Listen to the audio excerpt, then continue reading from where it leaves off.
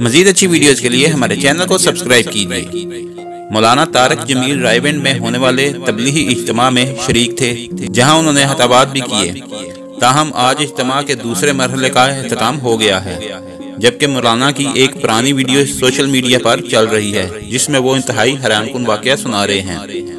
تفصیلات کے مطابق مولانا طارق جمیل نے واقعہ سناتے ہوئے کہا کہ ایک روز مجھے ملازم نے کہا کہ باہر 2 عورتیں ملنے آئی ہیں۔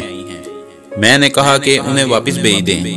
وہ مجھے کیوں ملنے آئی ہیں؟ تو ان خواتین نے کہا کہ محلے سے آئی ہیں۔ میں نے کہا بلا لو۔ ان میں سے ایک نائکہ تھی جو کہ انتہائی خطرناک کردار ہے۔ وہ نئی لڑکیوں کو لے کر آتی ہے اور انہیں ڈانس سکھاتی ہے، جو کہ دبئی جاتی تھی۔ اس نے مجھ سے کہا کہ میں نے آپ کی بات سنی ہے اور توبہ کی ہے، تو میرے بھائیوں نے مار مار کر میرا سر پھاڑ دیا ہے۔ میرے بھائی کہتے ہیں کہ تم نے ناچنا چھوڑ دیا تو ہم کھائیں گے کہاں سے؟ میرا کوئی وظیفہ لگا دیں، میں یہ حرام کام نہیں کر سکتی۔ جب میں نے ان سے ملا تو مجھے پتا چلا کہ بہت ہی مظلوم طبقہ ہے۔